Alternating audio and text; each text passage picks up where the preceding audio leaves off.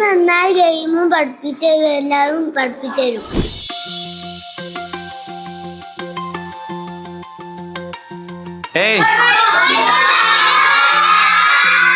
Okay, good morning.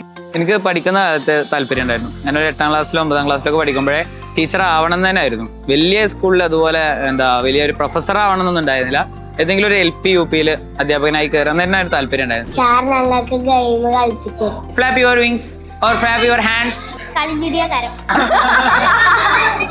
മാത്രമല്ല ഇതിനൊക്കെ example ആയിട്ട് നമുക്ക് മോണ്ടിസോറിക്കാരെ പറയാം. മോണ്ടിസോറി എന്ന് പറഞ്ഞു കഴിഞ്ഞാൽ നമുക്ക് എല്ലാവർക്കും ആഗ്രഹമുള്ളതാണ് എന്ത് എക്സാമുകൾ ഉണ്ടാവരുത്. എക്സാമുകൾ ഇല്ലാത്ത കുട്ടികളോടൊക്കെ ചോദിച്ചു കഴിഞ്ഞാൽ അയ്യോ എക്സാം വേണ്ടതെന്നാ പറയാം. അപ്പൊ അതിനൊക്കെ ഏറ്റവും കൂടുതൽ അവര് ഉപയോഗിക്കുന്ന സ്ട്രാറ്റജീസ് ഭയങ്കര രസമാണ്. ബിക്കോസ് എക്സാംസ് ഇല്ല, മാത്രമല്ല സിലബസ് ഇല്ല. അവരെന്താ ചെയ്യുന്നത് വെച്ചാൽ പരമാവധി കുട്ടികൾക്ക് അനുഭവങ്ങൾ കൊടുക്കുക. നമ്മളെല്ലാവരും പറയാറുണ്ട് കുട്ടികൾക്ക് ആദ്യം അനുഭവം ഉള്ളവരാണ്, എന്നാലും ചിലപ്പോൾ ഇല്ലെങ്കിൽ നമ്മൾ കൊടുക്കണം എന്നാണ് പറയാറ്. അപ്പോൾ ഈ മോണ്ടിസോറിയുടെ കാര്യം പറയുകയാണെങ്കിൽ അവരെന്ത് ചെയ്യുന്നുണ്ട്, അനുഭവങ്ങൾ കൊടുത്ത് കുട്ടികളെ ആക്ടിവിറ്റീസ് ചെയ്യിപ്പിച്ച് അവരെന്നെ എന്ത് ചെയ്യണം, സ്വയം പഠിക്കാം. ആക്ടിവിറ്റീസ് ചെയ്യുമ്പോൾ ഇത് ഞാൻ അന്ന് ചെയ്ത സംഭവമാണല്ലോ, ഈ ആക്ടിവിറ്റി ആണല്ലോ. അങ്ങനെ നോക്കുമ്പോൾ ഈ മോണ്ടിസോറിക്കാർ ചെയ്യുന്ന ഈ മോണ്ടിസോറിയുടെ ട്രെയിനിങ് വളരെ ഒരു മികച്ച സംഭവമാണ്. നമ്മൾ ഇന്ന് നിൽക്കുന്നത് ഒരു സ്കൂളിലാണെന്ന് ഞാൻ പറയാതെ തന്നെ നിങ്ങൾക്ക് മനസ്സിലാവുന്നുണ്ടാവും അല്ലേ. നമ്മൾ ഇന്നിവിടെ വന്നിരിക്കുന്നത് ഒരു സ്പെഷ്യൽ ഗസ്റ്റിനെ പരിചയപ്പെടാനും സംസാരിക്കാനുമാണ്. സോഷ്യൽ മീഡിയയിലും കുട്ടികളുടെ മനസ്സിലും ഒരുപോലെ കീഴടക്കിയ ഒരു അധ്യാപകനെ കാണാനാണ് നമ്മളിവിടെ വന്നിരിക്കുന്നത്. Hi sir. സാറിന്റെ വീഡിയോ കണ്ടപ്പോൾ തൊട്ട് ചോദിക്കണമെന്ന് വിചാരിച്ചൊരു ചോദ്യമാണ്, എന്തുകൊണ്ടാണ് ടീച്ചിങ് പ്രൊഫഷൻ തന്നെ തിരഞ്ഞെടുത്തത്? എനിക്ക് പഠിക്കുന്ന കാലത്ത് താല്പര്യം ഉണ്ടായിരുന്നു. ഞാനൊരു 8ാം ക്ലാസ്സിലോ 9ാം ക്ലാസ്സിലൊക്കെ പഠിക്കുമ്പോഴേ ടീച്ചർ ആവണം തന്നെ ആയിരുന്നു. വലിയ സ്കൂളിൽ അതുപോലെ വലിയൊരു പ്രൊഫസർ ആവണം എന്നൊന്നും ഉണ്ടായിരുന്നില്ല. ഏതെങ്കിലും ഒരു LP UP അധ്യാപകനായി കയറാൻ തന്നെ ഒരു താല്പര്യം ഉണ്ടായിരുന്നു. മാത്രമല്ല എനിക്ക് ഇങ്ങനെ വേദികളിലൊക്കെ സംസാരിക്കുന്ന ഇഷ്ടമായിരുന്നു. അപ്പൊ എനിക്ക് തോന്നി ആദ്യമൊക്കെ മോട്ടിവേഷണൽ അങ്ങനെ ആയാലോ വിചാരിച്ചിരുന്നു. ഞാൻ യൂട്യൂബിലൊക്കെ എൻ്റെ മോട്ടിവേഷൻ വീഡിയോസ് ഒക്കെ ഇട്ടിരുന്നു, അവിടെ ശുഭദിനം പോലെ. പിന്നെ ഞാൻ എന്ത് ചെയ്തെന്ന് വെച്ചാൽ പിന്നെ എനിക്ക് മനസ്സിലായി അതിലല്ല, ഒന്നുകൂടെ നമുക്ക് ടീച്ചിങ്ങിൽ എത്തിക്കഴിഞ്ഞാൽ പിന്നെ നമുക്കത് ആൾക്കാർക്ക് എന്ത് ചെയ്യാം, ഇൻസ്പയർ ആവാം. അപ്പൊ നമുക്ക് സ്വാഭാവികമായിട്ടും മോട്ടിവേറ്റ് ചെയ്യാലോ. നമ്മൾ ഇൻസ്പയർ അല്ലാതെ എങ്ങനെ ചെയ്യാൻ പറ്റും അല്ലേ. അപ്പൊ അതുകൊണ്ട് ഞാൻ എന്ത് ചെയ്തു, എനിക്ക് ഏറ്റവും ബെസ്റ്റ് അതാവെന്ന് മനസ്സിലാക്കി അങ്ങനെ വന്നത്. പൊതുവെ ഒരു ട്രഡീഷണൽ സ്കൂളിലെ പഠന രീതികളിൽ നിന്നും റാവു സാർ പഠിപ്പിക്കുന്നത് വളരെ വ്യത്യസ്തമായിട്ടാണ്. അപ്പൊ ആ ഒരു മാറ്റം കൊണ്ടുവരണമെന്ന് ആഗ്രഹിച്ചത് എന്തുകൊണ്ടാണ്? ഞാൻ സ്കൂളിൽ പഠിച്ചത് കൊണ്ടാണെന്ന് പറയാം. കാരണം നമ്മൾ സ്കൂളിൽ പഠിക്കുമ്പോൾ നമ്മൾ കാണുന്നത് എന്താ, ബെഞ്ചിലിരിക്കുന്നു, ടീച്ചർ പഠിപ്പിക്കുന്നു, ടീച്ചർ എന്താണോ പഠിപ്പിക്കുന്നത് അത് നമ്മൾ എന്ത് ചെയ്യുന്നു, എഴുതുന്നു, പഠിക്കുന്നു. That's it. അവിടെ കഴിഞ്ഞു. പിന്നെ PT ഒക്കെ ഉണ്ടെങ്കിൽ മാത്രമേ നമ്മൾ PT ഒക്കെ പോകുന്നുള്ളൂ. പക്ഷെ എനിക്ക് പഠിക്കുന്ന കാലത്ത് നമുക്കൊരു ആഗ്രഹം ഉണ്ടാവില്ലേ, ഇങ്ങനെയല്ല, ഇങ്ങനെയൊക്കെ ഉണ്ടായിരുന്നെങ്കിൽ എന്ത് രസമായിരുന്നു, നമുക്ക് ഇങ്ങനെ കളിച്ച് അങ്ങനെയൊക്കെ ഉണ്ടായിരുന്നെങ്കിൽ. അതുപോലെ കാർട്ടൂണിലൊക്കെ പാഠങ്ങൾ വന്നു കഴിഞ്ഞാൽ ഫുൾ പാഠം ഒരു കാർട്ടൂൺ ആണെങ്കിൽ അത് കണ്ടിരിക്കാൻ നല്ല രസമായിരിക്കും എന്നൊക്കെ അന്ന് വിചാരിച്ചു. അപ്പോൾ എന്തെങ്കിലുമൊക്കെ ടീച്ചർ ആവുകയാണെങ്കിൽ നമുക്ക് ഇങ്ങനെ ചെയ്യാലോ അങ്ങനെ ചെയ്യാലോ എന്നൊക്കെ ഒരു ആഗ്രഹം വരുമല്ലോ. മാത്രമല്ല പിന്നെ ക്ലാസ്സിൽ എത്തിക്കഴിഞ്ഞപ്പോൾ അതിനൊക്കെ പറ്റിയ ഒരു അറ്റ്മോസ്ഫിയർ അവിടെ ഉണ്ടാവുന്ന പോലെ തോന്നി. ഫോർ എക്സാമ്പിൾ പറയുകയാണെങ്കിൽ ഇപ്പോൾ കുട്ടികൾക്ക് എന്ത് ചെയ്യും, പ്രശ്നങ്ങൾ വരും. ക്ലാസ്സിൽ സ്വാഭാവികമായിട്ട് നമ്മൾ ഇതിൽ പഠിപ്പിക്കുമ്പോൾ അവർക്ക് മനസ്സിലാവുകയോ അല്ലെങ്കിൽ ബേസ് കിട്ടായൊക്കെ വരുമ്പോൾ സ്വാഭാവികമായിട്ടും പിന്നെ നമ്മൾ എന്ത് ചെയ്യുക, അടുത്ത വഴി എന്താ എന്നാ. പിന്നെ മാത്രമല്ല നമുക്ക് ഇങ്ങനെ സംസാരിച്ചുകൊണ്ടിരുന്ന് കഴിഞ്ഞാൽ കുട്ടികൾക്ക് കേൾക്കാൻ അത്ര ഇൻട്രസ്റ്റ് ഒന്നും ഉണ്ടാവില്ല. നമ്മൾ തന്നെ ഇപ്പോൾ ഒരു പ്രോഗ്രാമിന് പോയി കഴിഞ്ഞാൽ ഇപ്പോൾ സംസാരം മാത്രമാണെങ്കിൽ നമുക്കത് കേട്ടോണ്ടിരിക്കാൻ തോന്നില്ല. നമുക്ക് അതിലെന്തെങ്കിലും വേറെ എന്തെങ്കിലും വന്നാൽ മാത്രമേ നമ്മൾ ശ്രദ്ധിക്കുള്ളൂ. അപ്പൊ അതുകൊണ്ട് ഞാൻ ഗെയിംസ് എടുക്കുന്നത് മാത്രം. അപ്പോൾ കളികളിലൂടെയാണ് റാവു സാറ് ക്ലാസ് എടുക്കുന്നതെന്ന് പറയാം. അപ്പോൾ ഈ കളികൾ മാത്രമാണോ അതോ വേറെ എന്തെങ്കിലും ഒരു ടീച്ചിങ് മെത്തേഡ് ട്രൈ ചെയ്തിട്ടുണ്ടോ? സത്യം പറഞ്ഞാൽ ഗെയിംസ് മാത്രമല്ല, നമ്മുടെ ഫസ്റ്റ് എല്ലാവരിലും എത്തിയൊരു വീഡിയോ എന്ന് പറഞ്ഞാൽ ഒരു ഫ്രീസ് എന്ന് പറഞ്ഞിട്ടുള്ള ഗെയിം ആയിരുന്നു. അതെന്താ വെച്ചാൽ ക്ലാസ്സിൽ കൂടുതൽ സംസാരം വന്ന സമയത്ത് എനിക്ക് തോന്നി, ഞാൻ മാത്രമല്ല ഇത് എവിടെയോ കണ്ടിട്ടുണ്ടായിരുന്നു ഇതിനു മുന്നേ. അപ്പൊ ഞാൻ ഫ്രീസ് കണ്ടു തുടങ്ങി. പിന്നീട് അത് എന്ത് ചെയ്തു വെച്ചാൽ ഒരുപാട് ആളുകൾ നമ്മുടെ ചൂരൽമലയിലെ ഒരു ഇതുണ്ടായല്ലോ, വയനാടിന്റെ പ്രശ്നം, അതായത് ഉരുൾപൊട്ടലുണ്ടായ സമയത്ത് അവിടുത്തെ ഒരു സ്കൂളിൽ ഇത് കളിപ്പിച്ചിരുന്നു. എന്നിട്ട് അവരെനിക്ക് വീഡിയോ എനിക്ക് വിട്ടാൻ തന്നു. അത് ഞാനത് കണ്ടു. അവരുടെയൊക്കെ മുഖം ഭയങ്കര പരിചയമായിരുന്നു. പെട്ടെന്ന് ഇരിക്കുമ്പോഴാണ് ഇങ്ങനെ ഈ ന്യൂസ് വന്ന് ആ സ്കൂളിലാണ് ഈ പ്രശ്നം ഉണ്ടായത്. അപ്പൊ അതൊക്കെ പറഞ്ഞാൽ ഒരു നിമിത്തം പോലെ തോന്നിയിരുന്നു. കാരണം നമ്മൾ ഗെയിംസ് കളിച്ചു, അവർ ആ ഗെയിംസ് കളിച്ച് ആ കുട്ടികളെ പിന്നീട് അങ്ങനെ പ്രശ്നത്തിലേക്ക് പോയ കാരണം. അപ്പൊ എനിക്ക് മനസ്സിലായി ഇത് കാണാനും ഇത് അനുകരിക്കാനും ആൾക്കാരുണ്ട്. അപ്പൊ മാത്രമല്ല വരുന്ന ടീച്ചർമാർക്ക്, പുതിയ ടീച്ചേഴ്സിനും ഇതുപോലത്തെ ഗെയിംസിനോട് താല്പര്യമുണ്ട്. അപ്പൊ അതുകൊണ്ട് എനിക്ക് ചൂസ് ചെയ്യാൻ തോന്നി, അങ്ങനെ ഞാൻ എടുക്കുന്നു. ഒരു നല്ലൊരു ടീച്ചർക്ക് വേണ്ട സ്കിൽസ് എന്തൊക്കെയാണ് റാവുഫിന്റെ അഭിപ്രായത്തില്? ഫസ്റ്റ് ഓഫ് ഓൾ ഞാനൊരു ബെസ്റ്റ് ടീച്ചർ അല്ല. കാരണം ഒരു ബെസ്റ്റ് ടീച്ചർ എങ്ങനെ ആയിരിക്കണം എന്ന് ചോദിച്ചു കഴിഞ്ഞാൽ നമ്മൾ കാണുന്നുണ്ട് ഒരുപാട് ബെസ്റ്റ് ടീച്ചേഴ്സിനുണ്ട്. ഞാനൊരു ബെസ്റ്റ് ടീച്ചർ അല്ല. വേണമെങ്കിൽ പറയാം ഞാൻ എൻ്റെ ജോലി എന്ത് ചെയ്യുന്നുണ്ട്, കറക്റ്റായിട്ട് ചെയ്യുന്നുണ്ടെന്ന് മാത്രം. നമ്മൾ പഠിപ്പിക്കാനേ വരുന്നു. അപ്പൊ അതെന്ത് ചെയ്യണം, കറക്റ്റായി പഠിപ്പിക്കുക തന്നെ വേണം. അവിടെ കൂടുതലായിട്ട് ഒരു സാലറി വാങ്ങൽ മാത്രമല്ല, പഠിപ്പിച്ചാൽ മാത്രമേ നമുക്ക് ഫ്യൂച്ചറിൽ ഒരു റിസൾട്ട് കിട്ടുള്ളൂ. ഈ കുട്ടി നാളെ വന്നിട്ട് എന്നോട് പറയണം, മാഷേ നിങ്ങളന്ന് പഠിപ്പിച്ചത് കൊണ്ടാണ് എന്നൊരു സംസാരം കിട്ടിക്കഴിഞ്ഞാൽ അതായിരിക്കും ലോകത്തിൽ നമുക്ക് കിട്ടാനുള്ള ഏറ്റവും വലിയ അംഗീകാരം എന്ന് വിശ്വസിക്കുന്ന ഒരാളാണ്. മാത്രമല്ല ബെസ്റ്റ് സ്കില്ലായിട്ട് വേണ്ടത്, ആക്ച്വലി നമുക്ക് ക്ഷമ ഇല്ലാത്ത ഒരാളായതുകൊണ്ട് നമ്മൾ തോന്നും അയ്യോ ക്ഷമ ഉണ്ടെങ്കിൽ മാത്രമേ ടീച്ചർ ആകാൻ പറ്റൂ. അങ്ങനെയൊന്നുമില്ല. ഞാൻ അത്ര ക്ഷമയുള്ള ഒരാളൊന്നുമല്ല. പക്ഷെ ക്ലാസ് റൂമിൽ പോയി കഴിഞ്ഞാൽ നമ്മൾ തന്നെ കൺട്രോൾ ചെയ്യാം. അപ്പോൾ എനിക്ക് തോന്നുന്നു നമ്മുടെ ഇമോഷണലായിട്ടും എല്ലാതും കൺട്രോൾ ചെയ്യലാണ് ഒരു ടീച്ചറെ സ്കില്ല് ഏറ്റവും വേണ്ടത്. പേഷ്യൻസ് ഇല്ലാത്തവർ തന്നെ ആയിരിക്കും എല്ലാവർക്കും ദേഷ്യം പെട്ടെന്ന് വരും, സങ്കടം വരും, സന്തോഷം അമിതമായിട്ട് വരും.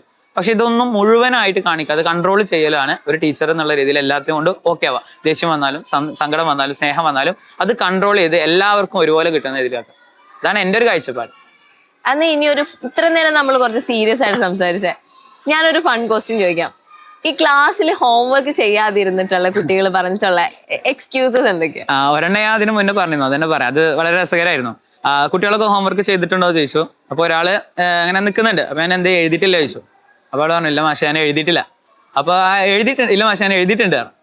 അപ്പൊ ഞാൻ പറഞ്ഞു, എന്താ കാണിക്കാറ്? അപ്പോൾ പക്ഷെ ഒരു പ്രശ്നമുണ്ട്. അപ്പൊ എന്താ ചോദിച്ചു. അപ്പോൾ ഇവള് നന്നായിട്ട് എഴുതിത്ര അസൈൻമെന്റ് ഒക്കെ നല്ല വൃത്തിക്ക് ചെയ്തപ്പോൾ എന്ത് ചെയ്തു, അവളെ താത്താക്ക് ഇത് കണ്ട് ഭയങ്കരമായിട്ട് ഇഷ്ടപ്പെട്ടു.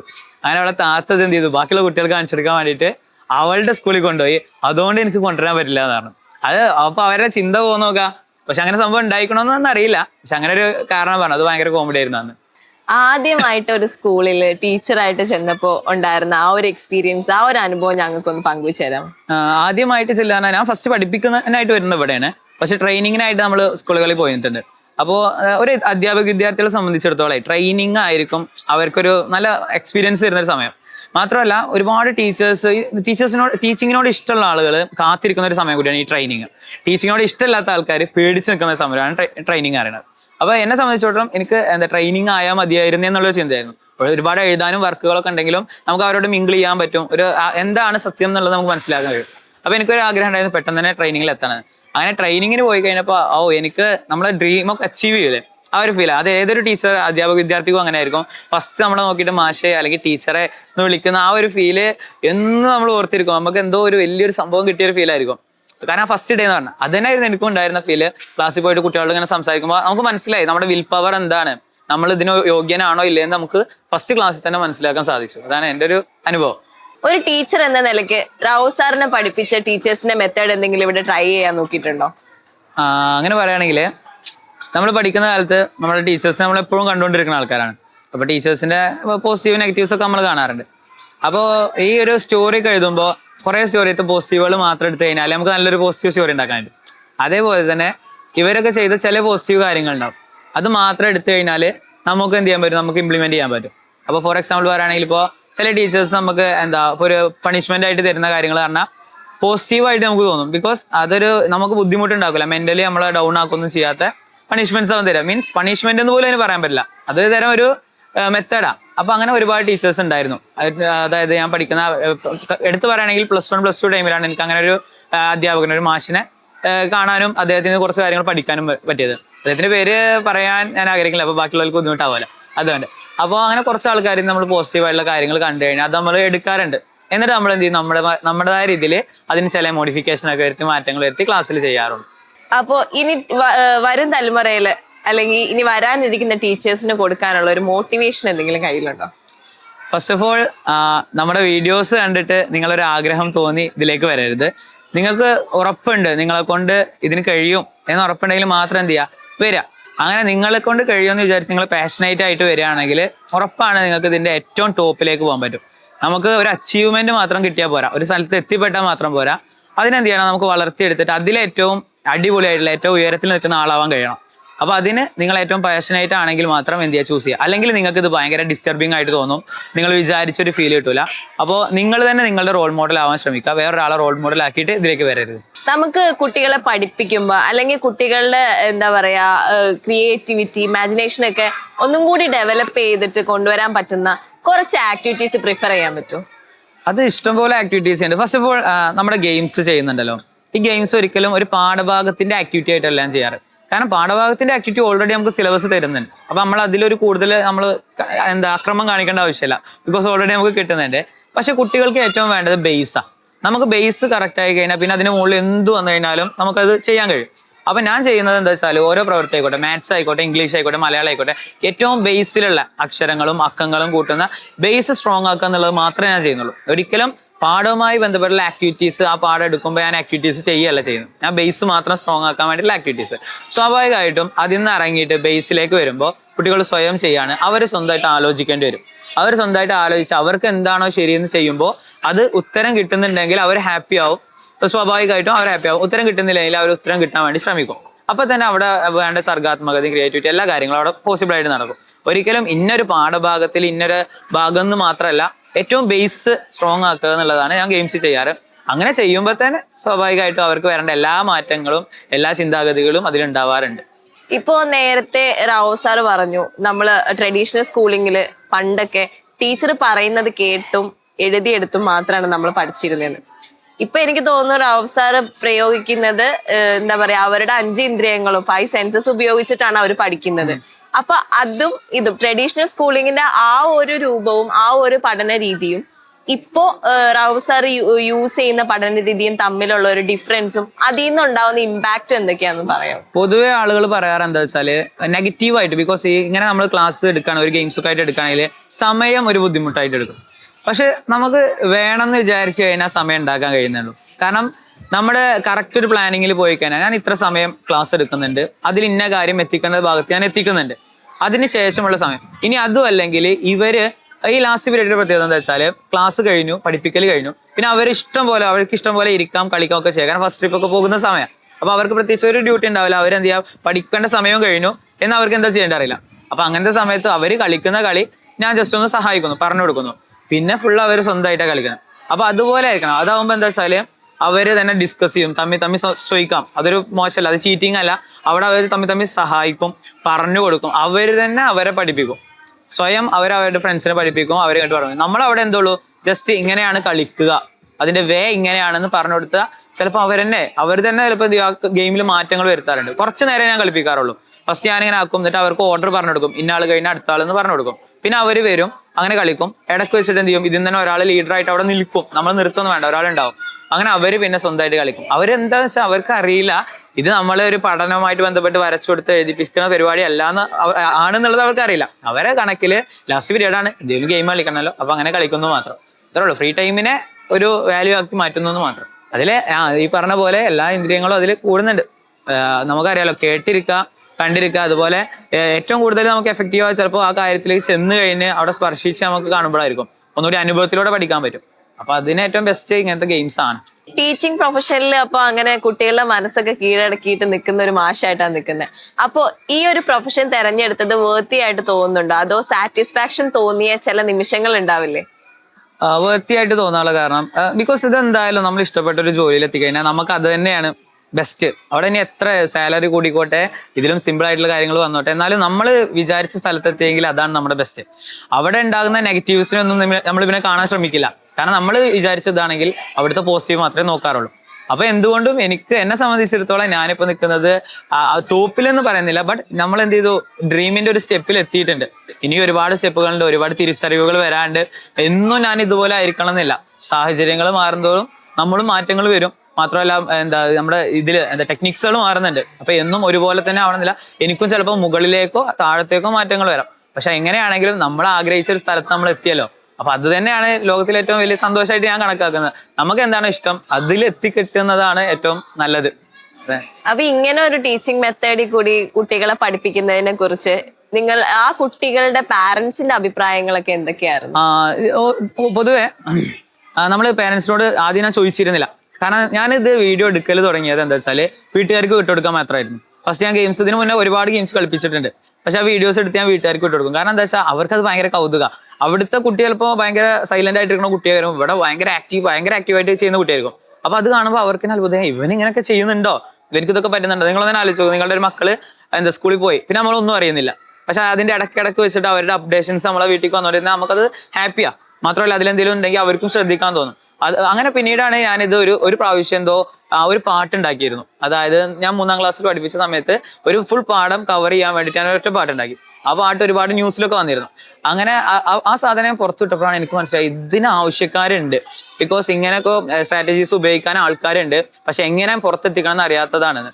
അങ്ങനെ ഞാൻ ആദ്യം വീഡിയോസ് മാത്രമായിട്ടു. അപ്പോൾ ആൾക്കാർ പറയാൻ തുടങ്ങി ഇതെങ്ങനെയാ ചെയ്യാം, ഇതിന്റെ ഫുൾ ഡീറ്റെയിൽസ് പറയാം. അങ്ങനെയാണ് ഞാൻ ഓൺ വോയിസിൽ ചെയ്യാൻ തുടങ്ങി. അപ്പോൾ വീട്ടുകാർക്ക് ഇത് കാണുമ്പോൾ അവർക്കും സന്തോഷമാണ്, അവരുടെ മക്കൾ ഇതിൽ ആക്റ്റീവ് ആവുന്നുണ്ട്. പിന്നെ നമ്മൾ എന്താ ചെയ്യുന്നത്, അവരെ കൊണ്ട് ആവശ്യമില്ലാത്ത ട്രെൻഡ്സിന്റെ ഒപ്പം പോയി അതൊന്നും കാണിക്കുന്നില്ല, പഠനപരമായിട്ടുള്ള കാര്യമാണ്. അതിന്റെ ഇടയിൽ തമാശകളും ഇതൊക്കെ ഉണ്ടാവാറുണ്ട്. അത് നമ്മൾ അതിൻ്റെതായ സെലിബ്രേഷൻ ഡേയ്സിലോ കാര്യങ്ങളിലൊക്കെ നടത്താറുണ്ട്. രണ്ടും വേണമല്ലോ, എപ്പോഴും സീരിയസ് ആയിട്ട് ഇങ്ങനെ പഠിത്തം മാത്രമല്ലല്ലോ.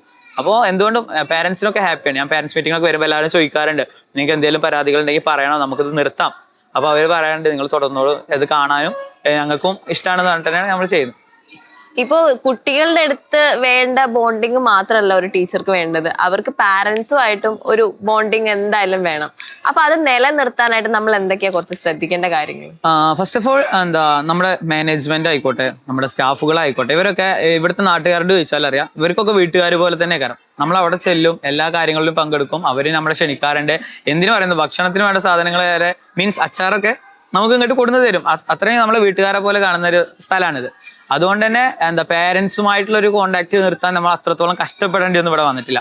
അവരും തന്നെ നമ്മളെ കാണുന്നത് വീട്ടിലത്തെ ഒരു കുട്ടിയായിട്ടോ അല്ലെങ്കിൽ അനിയനായിട്ടോ ഏട്ടനായിട്ടോ അങ്ങനെയൊക്കെയാണ് കാണുന്നത്. പല ആളുകളും എന്തെങ്കിലും പ്രശ്നങ്ങൾ ഉണ്ടായി കഴിഞ്ഞാൽ നമ്മളെ HM ഉണ്ട് സൈദുൽ മാഷ് പറയും, ഇദ്ദേഹത്തിനോട് വന്നിട്ടാണ് കാര്യങ്ങൾ ചോദിക്കാറ്, എന്താ ഞങ്ങൾ ചെയ്യേണ്ടത്. വലിയ കാര്യങ്ങൾ മുതൽ പിടിച്ച് ചെറിയ നിസ്സാര കാര്യങ്ങൾക്ക് ഒരു അഭിപ്രായങ്ങൾ ചോദിക്കാൻ ഇവിടേക്ക് വരാറുണ്ട്. അപ്പൊ ഞങ്ങളെ സംബന്ധിച്ചിടത്തോളം ഞങ്ങൾ ഒരു ഫാമിലി പോലെ തന്നെയാണ് ഇവിടുത്തെ പാരന്റ്സും എല്ലാവരും ഉള്ളത്. PTA ഒക്കെ നടക്കുമ്പോഴും അതൊരു രസമായിട്ടാണ് ഇവിടെ കൊണ്ടു നടക്കാറ്. അപ്പൊ അത്രത്തോളം ഞങ്ങൾക്ക് അങ്ങനെ ബുദ്ധിമുട്ടൊന്നും വന്നിട്ടില്ല. പാരന്റ്സിന്റെ ഭാഗത്തുനിന്നും മാനേജ്മെന്റും തന്നെ നല്ല സപ്പോർട്ടീവ് ആയിട്ടുള്ള മാനേജ്മെന്റ് ആണ്.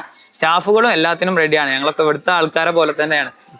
പൊതുവെ ഒരു ടീച്ചർ സെന്റേർഡ് മെത്തേഡ് എന്നുള്ള ഒരു കോൺസെപ്റ്റിൽ നിന്ന് സ്റ്റുഡന്റ് സെന്റേർഡ് മെത്തേഡിലേക്ക് ഒരു മാറ്റം കൊണ്ടുവന്നിട്ടുണ്ട് റാവു സാറ്. അപ്പോൾ അത് ഈ സ്കൂളുകാർ എങ്ങനെയാണ് അത് എടുക്കുന്നത്? ലൈക്ക് ഒരു ട്രഡീഷണൽ സ്കൂളാണ്, ഒരു LP സ്കൂളാണ്. സോ അവിടെ ഒരു മെത്തേഡ് ഫോളോ ചെയ്തിട്ടായിരിക്കുമല്ലോ ഈ ടെക്സ്റ്റ് ബുക്കും കാര്യങ്ങളൊക്കെ വെച്ചിട്ട് ഒരു മെത്തേഡ് ഫോളോ ചെയ്തിട്ടായിരിക്കും ഇപ്പൊ ഹോംവർക്ക്, എക്സാം, അങ്ങനെ കുറെ കാര്യങ്ങളൊക്കെ ഉണ്ട്. അപ്പോൾ ഇതൊക്കെ എങ്ങനെയാണ് മാനേജ് ചെയ്യുന്നത്? ആക്ച്വലി നമ്മൾ പറയാറുണ്ടല്ലോ സിലബസ് മാറണം, ഒന്നുകൂടി അപ്ഡേറ്റ് ആവണം എന്ന്. ആക്ച്വലി അപ്ഡേറ്റ് ആയിക്കൊണ്ടിരിക്കുകയാണ്, ദിനം പ്രതി നമ്മുടെ എഡ്യൂക്കേഷൻ അപ്ഡേറ്റ് ആയിക്കൊണ്ടിരിക്കുന്നുണ്ട്. പക്ഷെ അത് ആളുകളിലേക്ക് എത്താൻ കുറച്ച് സമയം എടുക്കാനുണ്ട്. അപ്പോൾ ഇതിലും തന്നെ നമ്മളും ചെയ്യുന്നത് എന്താ വെച്ചാൽ ബാക്കിയുള്ളവർ അറിയണം ഇങ്ങനെയൊക്കെ മാറ്റങ്ങൾ വന്നുകൊണ്ടിരിക്കുന്നുണ്ട് എന്നറിയണം. മാത്രമല്ല ഇതിനൊക്കെ എക്സാമ്പിൾ ആയിട്ട് നമുക്ക് മോണ്ടിസോറിക്കാരെ പറയാം. മോണ്ടിസോറി എന്ന് പറഞ്ഞു കഴിഞ്ഞാൽ നമുക്ക് എല്ലാവർക്കും ആഗ്രഹമുള്ളതാണ് ഇത് എക്സാമുകൾ ഉണ്ടാവരുത്. എക്സാമുകൾ ഇല്ലാത്ത കുട്ടികളോടൊക്കെ ചോദിച്ചു കഴിഞ്ഞാൽ അയ്യോ എക്സാം വേണ്ടതെന്നാ പറയാം.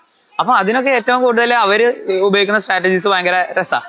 ബിക്കോസ് എക്സാംസ് ഇല്ല, മാത്രമല്ല സിലബസ് ഇല്ല. അവരെന്താ ചെയ്യുന്നത് വെച്ചാൽ പരമാവധി കുട്ടികൾക്ക് അനുഭവങ്ങൾ കൊടുക്കുക. നമ്മളെല്ലാവരും പറയാറുണ്ട് കുട്ടികൾക്ക് ആദ്യം അനുഭവം ഉള്ളവരാണ്, എന്നാലും ചിലപ്പോൾ ഇല്ലെങ്കിൽ നമ്മൾ കൊടുക്കണം എന്നാണ് പറയാറ്.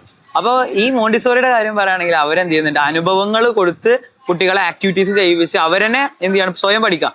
ആക്ടിവിറ്റീസ് ചെയ്യുമ്പോൾ ഇത് ഞാൻ അന്ന് ചെയ്ത സംഭവമാണല്ലോ, ഈ ആക്ടിവിറ്റി ആണല്ലോ.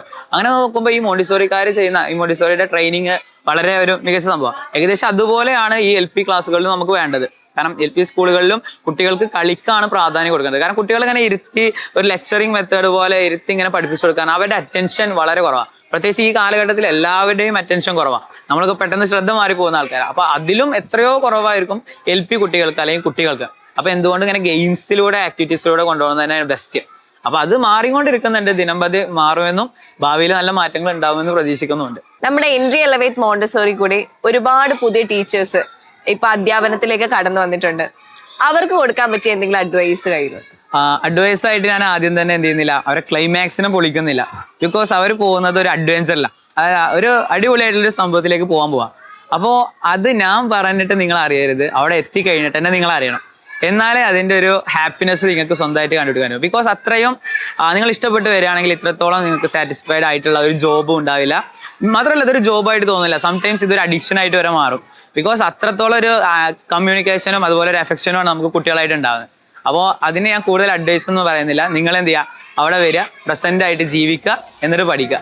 പഠന രീതികളിൽ ഒരുപാട് മാറ്റങ്ങൾ വരുത്തി സോഷ്യൽ മീഡിയയിലൂടെ എല്ലാവരുടെയും മനസ്സ് കവർന്ന ഒരു അധ്യാപകനാണ് ഇപ്പോൾ നമ്മളോട് വിശേഷങ്ങൾ പങ്കുവച്ചത്. അപ്പൊ ഇതുപോലുള്ള വീഡിയോസിനായിട്ട് നമ്മുടെ ചാനൽ സബ്സ്ക്രൈബ് ചെയ്യുക.